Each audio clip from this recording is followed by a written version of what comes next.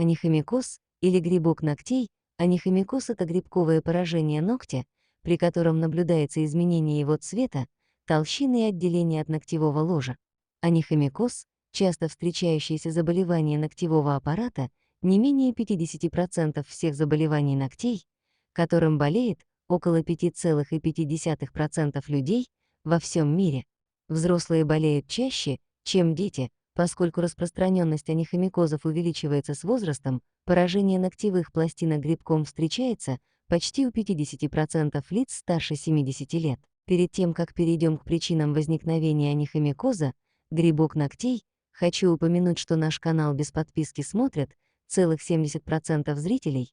Прошу тех, кто не подписан на канал, но смотрят его, поддержать работу команды, подписаться и нажать на колокольчик. Сделайте так, чтобы кнопка «Подписаться» превратилась в «Вы подписаны». Заранее спасибо и приятного просмотра.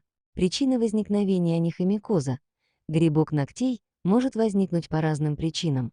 Вот некоторые из наиболее распространенных факторов, которые могут способствовать развитию грибка ногтей.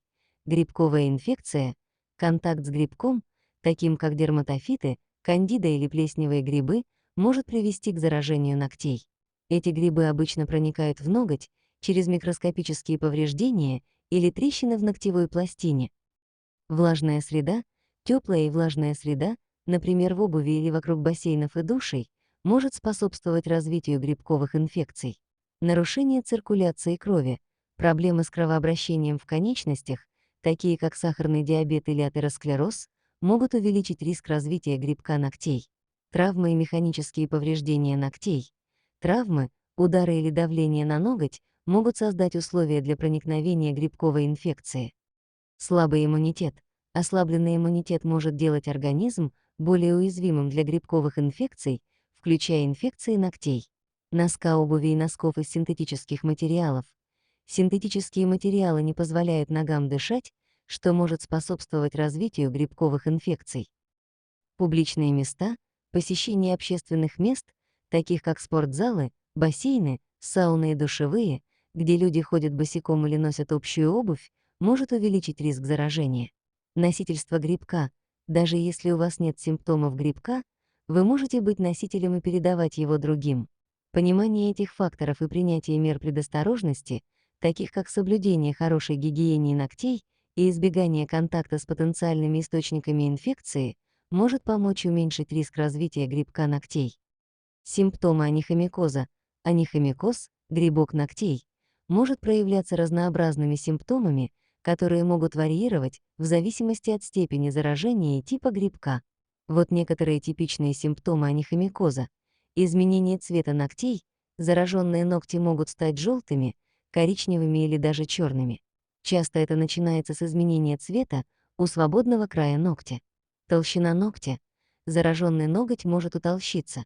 Это происходит из-за накопления грибка под ногтевой пластиной. Изменение формы ногтей.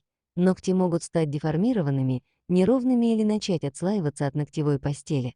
Разрушение ногтей. Грибок может привести к частичному или полному разрушению ногтевой пластины. Ноготь может стать крошащимся или ветшающимся. Отслоение ногтей. Ногти могут начать отслаиваться от ногтевой постели, что может вызвать болезненные ощущения. Ухудшение внешнего вида ногтей. Зараженные ногти часто выглядят непригодными и менее здоровыми. Болезненность и зуд. Анихимикоз может сопровождаться болезненностью и зудом в области зараженных ногтей. Запах. В некоторых случаях грибковая инфекция ногтей может вызвать неприятный запах.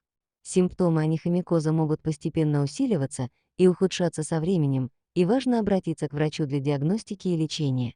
Чем раньше начнется лечение, тем эффективнее будет борьба с грибком ногтей и предотвращение его распространения.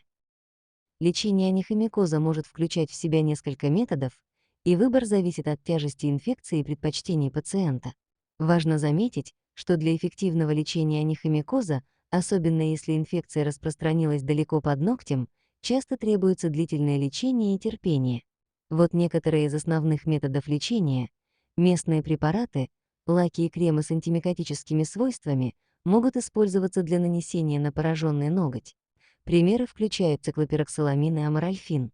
Антимикотические мази могут применяться на пораженный ноготь и вокруг него. К примеру, кетоконазол или тербинофин. Системные препараты.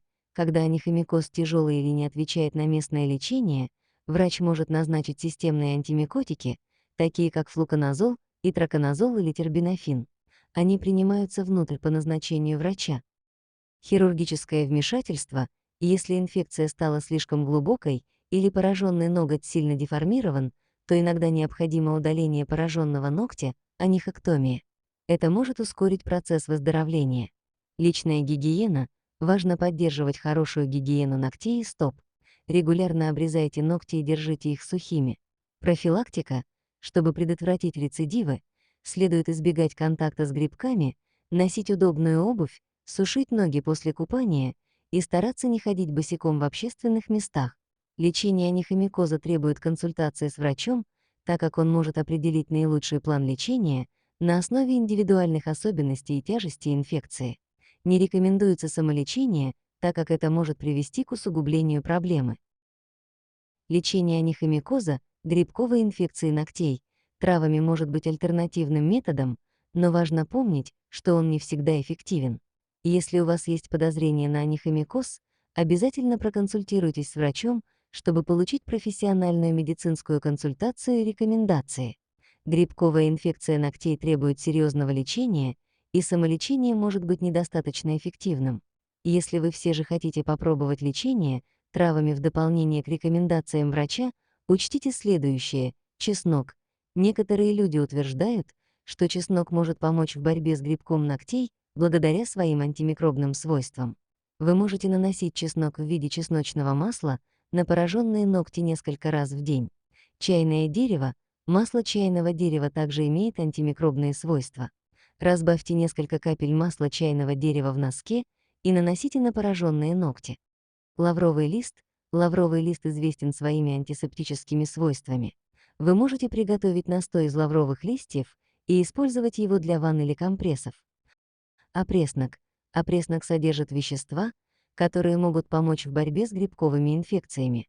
Вы можете приготовить настой из опреснока и применять его на пораженные ногти. Яблочный уксус. Смешайте равные части яблочного уксуса и воды и обмакивайте заболевший ноготь в этот раствор в течение нескольких минут ежедневно. Яблочный уксус имеет кислотные свойства, которые могут помочь уменьшить грибковое заболевание. Прополис. Прополис обладает антимикробными свойствами. Можно применять его как мазь на пораженный ноготь. Правильный уход за ногтями. Важно поддерживать ногти в чистоте и сухости. Носите натуральные материалы обуви, чтобы предотвратить накопление влаги. Чистота и гигиена. Важно поддерживать ногти в чистоте и сухости.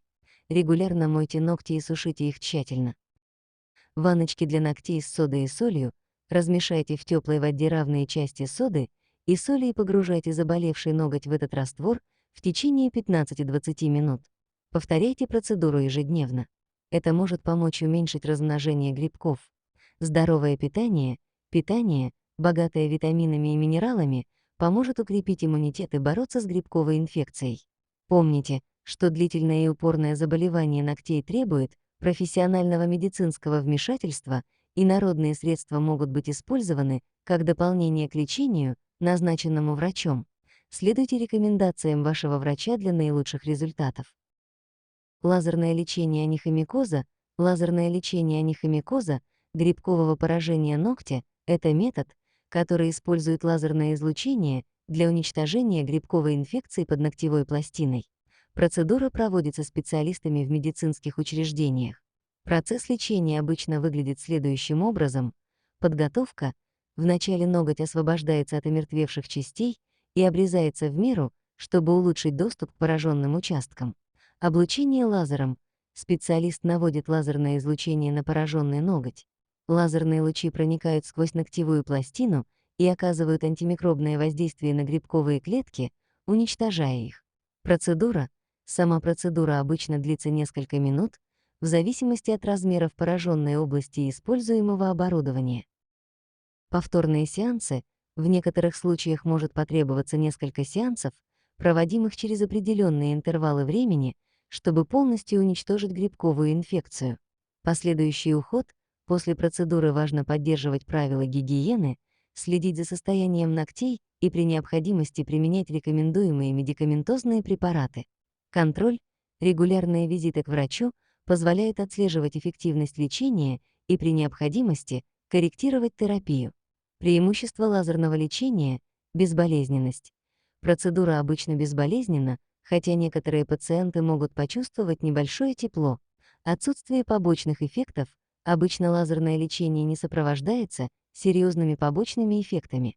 Быстрота — процедура занимает небольшое количество времени. Недостатки — эффективность может варьироваться, у некоторых пациентов результаты могут быть более заметными, чем у других. Стоимость — лазерное лечение может быть дороже некоторых других методов лечения анихимикоза. Необходимость повторных сеансов — в некоторых случаях требуется несколько сеансов для полного излечения.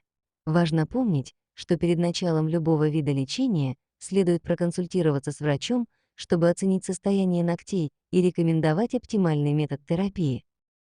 Профилактика анихимикоза, поскольку грибок лучше всего размножается во влажной теплой среде, для профилактики заражения следует избегать ношения тесной обуви, держать ноги сухими, использовать впитывающие носки и коротко обрезать ногти. Не рекомендовано носить чужую обувь и обувь из искусственных материалов, например, кожзаменителя, ходить босиком в местах общего пользования, душевых, банях, саунах.